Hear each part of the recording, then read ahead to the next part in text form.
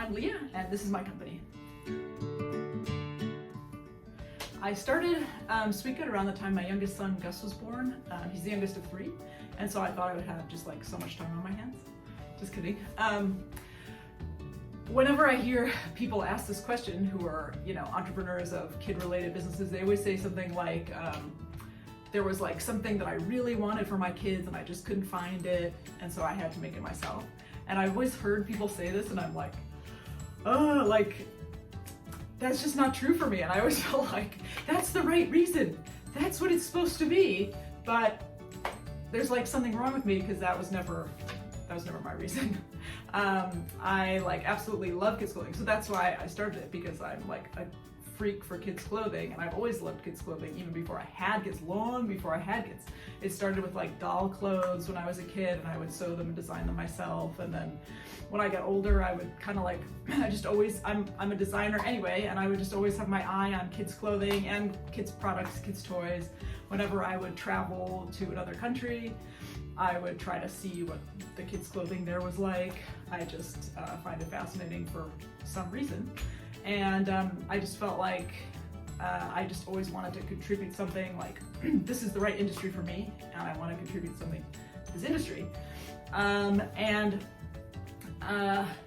I guess my love of kids clothing goes back to my childhood. My dad is from southern Germany, Munich, and we used to go there in the summers to visit my grandparents, and they lived in like a suburb of Munich. It's called Solin.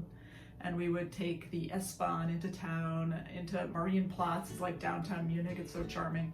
And we would go to this store called Schlichting and another store called Lodenfrei. I think they're still there.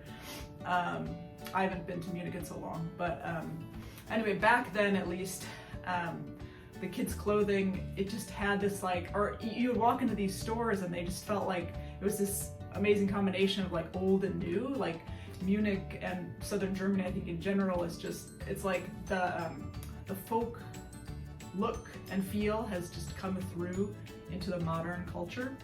So it's just such a cool mix. So I just love that, and especially with the kids clothing, you would just see like the kids clothing that was new, it always had this sort of feel of the older stuff. And then at the same time, they would also sell dirndls and lederhosen for kids and for adults, and it's still like part of the culture now. Like, it's not unusual for someone to wear that to a party or something. It's not just considered like dress up or only for Oktoberfest or something. It's like actually part of what you might wear now if you live there. And I just love how something that old has come through so far and still is a part of today.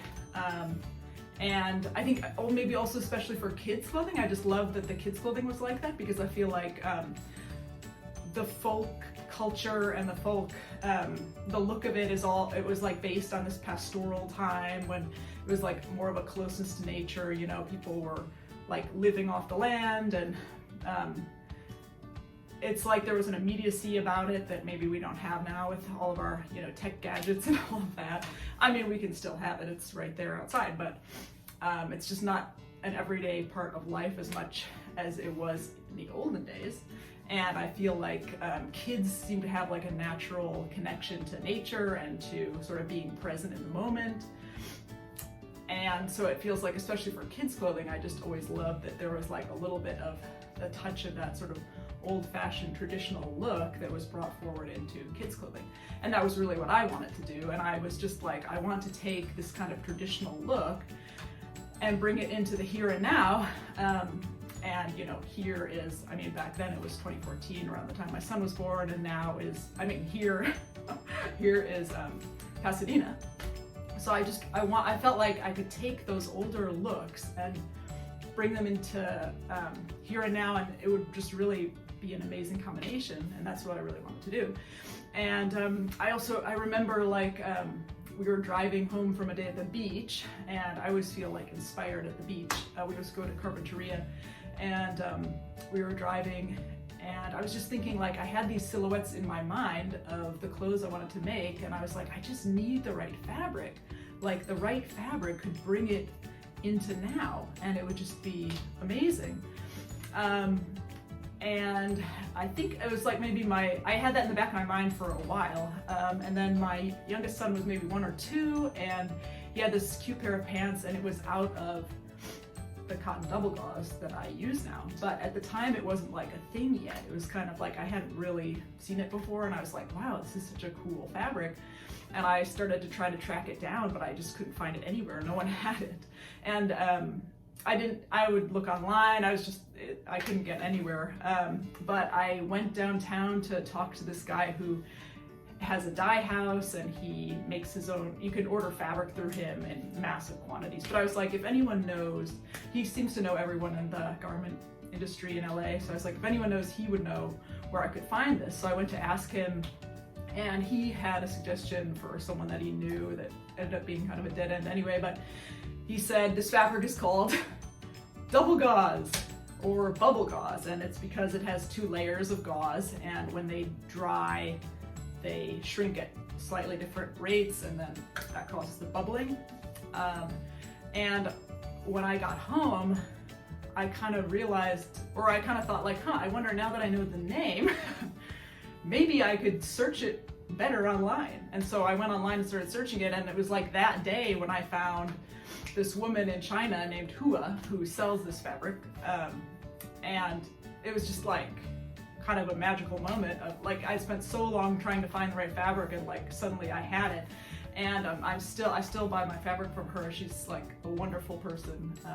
I've just gotten to know her through email all these years, but and she sells small quantities, and she's just like a genuinely nice person. So it's been a pleasure to get to know someone in another part of the world and to find like this fabric that I love. And then I love how like the styles that have a little bit of a touch of that historic or folk or pastoral element to them. I love how they look in this fabric. And also I was able to utilize garment dye, which is this amazing process where you have all the dresses made or the clothes made in white, and then you can dye them to any color, which has just opened up so many possibilities, because it's like I can do anything I want. And I also love that for Southern California and for kids clothing in general. I think it's fun to just experiment with colors. It's fun to have bright colors, muted colors, and have like interesting combinations in a collection. So that has just been really fun as well. So I hope you enjoyed hearing a little bit about the inspiration for Sweetgood and for my clothing. I'm gonna do another video soon, and it's gonna be all about the manufacturing process of my clothes. All right, bye.